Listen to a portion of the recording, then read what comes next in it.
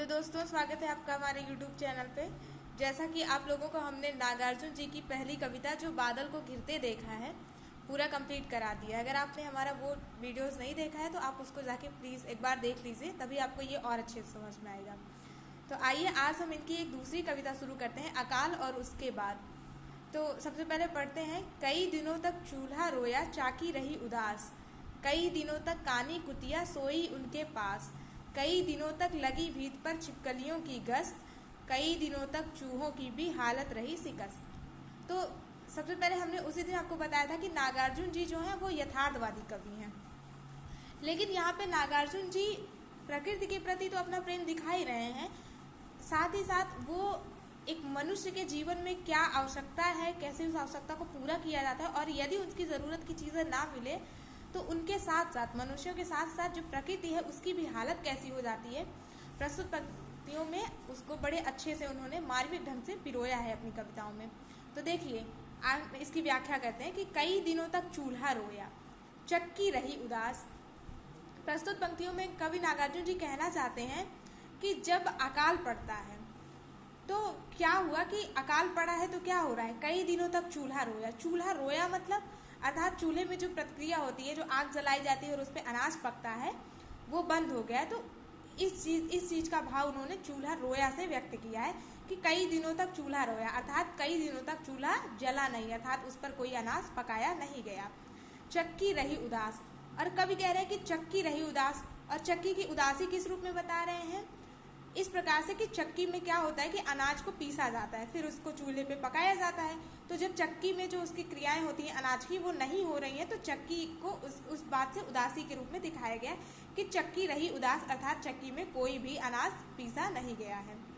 कई दिनों तक कानी कुतिया सोई उनके पास, और कह रहे हैं कि जब ये सारी चीज़ें हो गई कि चूल्हा नहीं जला और चक्की में अनाज नहीं पीसा गया, तो क्या हुआ कि कानी कुतिया, कानी मतलब होता है जो एक आंख से, जिसके पास एक आंख ना हो उसको कानी बोलते हैं। तो यहाँ पे कुतिया, किस प्रकार से कुतिया का वर्णन हुआ है, कानी कुतिया का वर्णन हुआ है कि एक कुतिया है जिसकी एक आंख नहीं है, वो भी कई दिनों से क्या हुई है, सोई उनके पास, अर्थात चूल्हे और चक्की के पास लेटी हुई है, सो गई है, ये सोचकर कि जब चक्की में कोई अनाज पीस करके चूल्हे पे पकाया जाएगा तो शायद उसका कुछ भाग मुझे भी खाने को मिलेगा।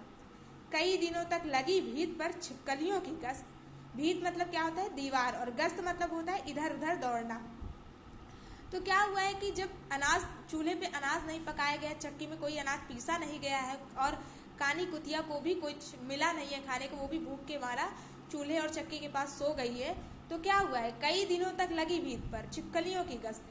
तो छिपकलियाँ, जब मनुष्यों की हलचल, जब हर तरफ से माहौल शांत है तो उस पर छिपकलियों को हड़बड़ाहट हो रही है, और इसमें वो क्या कर रही हैं, कई दिनों से छिपकलियाँ क्या हो रही हैं, दीवारों पर इधर उधर दौड़ रही हैं।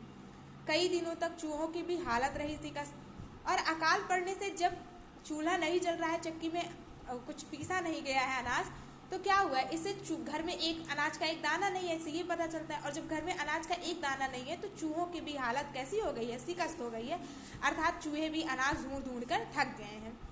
तो प्रस्तुत पंक्तियों में कवि ने बड़ी मार्मिक ढंग से अकाल का वर्णन किया कि जब अकाल पड़ता है तो मनुष्य के साथ साथ प्रकृति का कैसा हाल होता है, उसका इन्होंने बड़े अच्छे से प्रस्तुतिकरण किया है प्रस्तुत पंक्तियों में।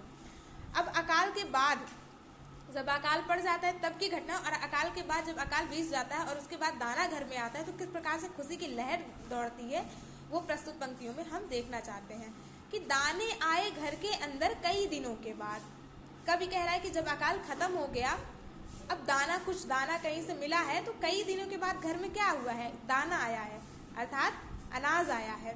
धुआं उठा आंगन से ऊपर कई दिनों के बाद, और जब चूल्हे में आग जला करके अनाज को पकाया जा रहा है तो क्या हो रहा है, उस चूल्हे से जो धुआं उठ रहा है वो आंगन से भी ऊपर उठ रहा है, और ये सब क्रियाकलाप कई दिनों के बाद हो रहा है। चमक उठी घर भर की आंखें कई दिनों के बाद, और बहुत दिनों के बाद जो है पूरे घर की लोगों की आंखें क्या है, खुशी से चमक उठी है कि अब अनाज पक रहा है चूल्हे पे, तो अब हमारे पेट में कुछ जाएगा, अर्थात अब मुझे भी कुछ खाने को मिलेगा। कौवे ने खुजलाई पांखें कई दिनों के बाद। कभी कह रहा है कि जब अनाज बन रहा है और धुआं आंगन से ऊपर उठ रहा है तो यह सब देख करके घर वालों की आंखें चमक उठी हैं खुशी से। साथ ही साथ जो कौवे हैं पेड़ों पर, वो भी अपनी पंखों को, अपने पैरों से अपनी पंखों को खुजला रहे हैं, अर्थात भोजन की आस में है कि अब तो भोजन बन रहा है, अब शायद उसका कुछ एक आध भाग हमें भी खाने को मिल जाए। तो प्रस्तुत पंक्तियों में कवि बताना चाहते हैं कि अकाल के बाद जब घर में कहीं से थोड़ा सा अनाज मिलता है तो किस प्रकार से लोगों की जिंदगी में खुशहाली छा जाती है, किस प्रकार से लोगों की आंखें चमक उठती हैं, उसका वर्णन इन्होंने किया है। आइए हम व्याख्या तो कर लिए, अब हम व्याख्या के साथ इसके प्रसंग में जो संवेदना पक्ष है उसको देखते हैं। संवेदना, मैंने पिछले वीडियो में आपको बताया था कि संवेदना मतलब होता है कि प्रस्तुत पंक्तियों में कवि का क्या अनुभव रहा है, कवि ने क्या अनुभव करके इन पंक्तियों को लिखा है, इन पंक्तियों को पढ़ने से आपको कैसी भावना मिल रही है, उसको हम क्या कहते हैं, संवेदना पक्ष कहते हैं। तो इस कविता का संवेदना पक्ष क्या है, क्या कवि ने इस कविताओं में अनुभव किया है, वो हम देखते हैं। तो सबसे पहले कवि ने क्या अनुभव किया है, सबसे पहले तो अकाल और उसके बाद नामक कविता जो नागार्जुन जी ने लिखी है वो 1952 में रचित की है, लिखी है उस टाइम की। और ये एक छोटी कविता, आप देख ही रहे हैं, 4 लाइन ऊपर 4 लाइन नीचे, अर्थात 8 लाइन की कविता है, एक बहुत छोटी कविता है।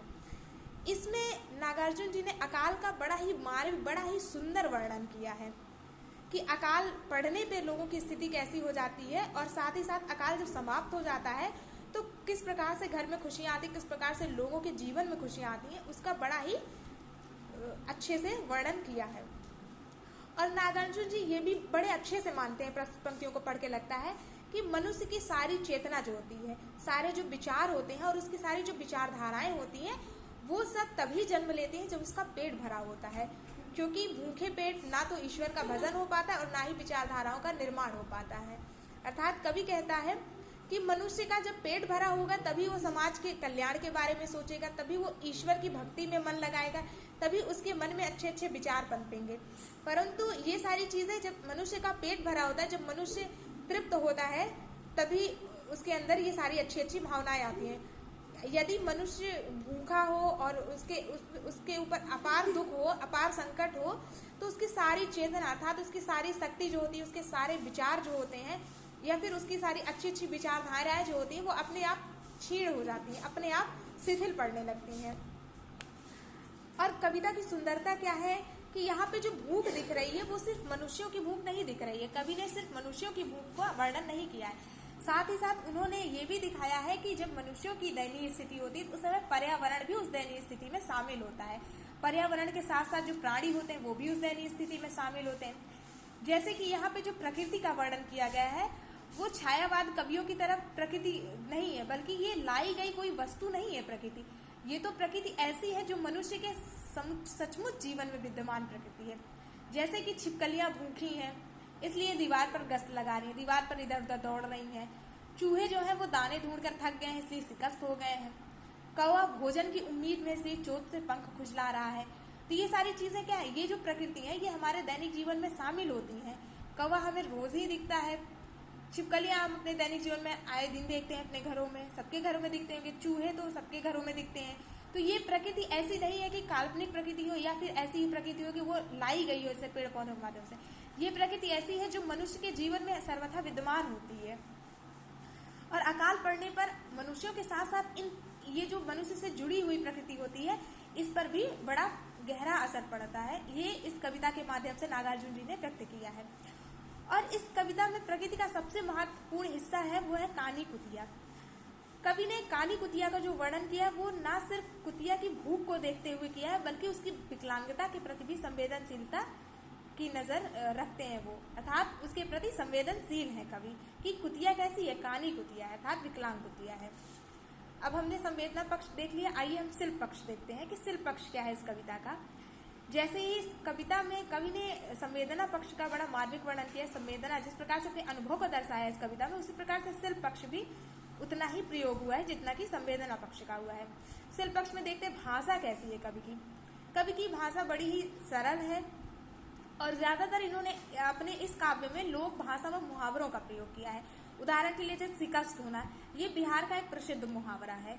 और इन्होंने क्या प्रयोग किया है, चूल्हे का रोना, चक्की की उदासी, ये सब अवध क्षेत्र में बोली जाने वाली लोक प्रचलित मुहावरे और भाषाएं हैं, ठीक है, लोकोक्तियां हैं। अब इन्होंने काव्य रूप कैसा किया है, काव्य का रूप कैसा है, बाहर से तो इनकी पंक्तियां जो है वो बाह्य विधान से तो कैसी लगती है, गीतात्मक दिखती हैं। जैसे जब आप इनकी पंक्तियों को पढ़िए, जैसे देखिए, कई दिनों तक चूल्हा रोया, चक्की रही उदास, कई दिनों तक कानी कुतिया सोई उनके पास। इन पंक्तियों को पढ़ के कैसा लग रहा है? जैसे गाने का भाव बन रहा है, गीतात्मक लग रहा है। तो गीतात्मक दिख तो नहीं है, परंतु वस्तु पर एक यथार्थ पर आधारित लघु कविता है। अर्थात अकाल पड़ने के बाद ये कवि की कल्पना नहीं है, बल्कि अकाल पड़ने के बाद वाकई में आम मनुष्य की स्थिति ऐसी हो जाती है, वाकई में प्रकृति की भी हालत ऐसी ही हो जाती है।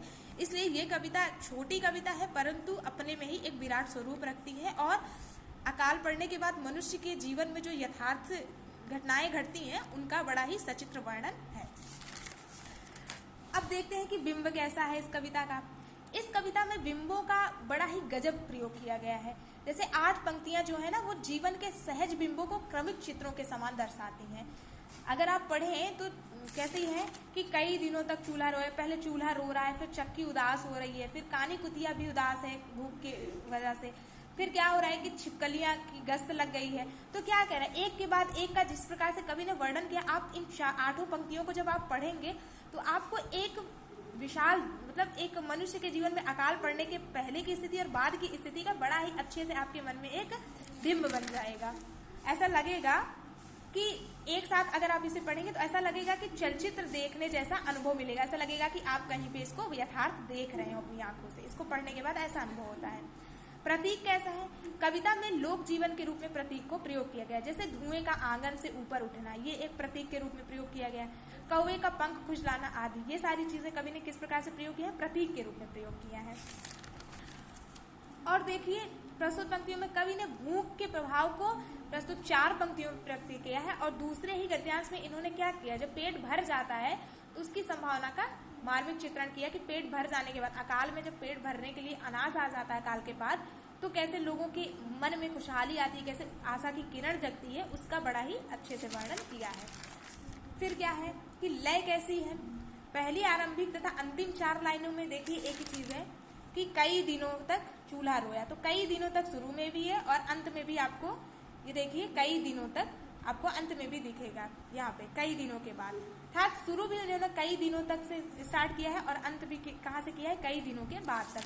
तो ये जो लय बना है इससे क्या होता है कि ये जो पहली आरंभिक तथा अंतिम 4 लाइनों में कई दिनों के बाद ही जो आवृत्ति हुई है लाइनों की, इस आवृत्ति के कारण कविता का ना सिर्फ प्रवाह बढ़ा है, अर्थात पढ़ने में ना सिर्फ मजा आता है इसको, बल्कि ऐसा लगता है कि ये लोकगीत हो कोई, उसमें भी बड़े अच्छे से इसको गाने योग्य ये लगता है।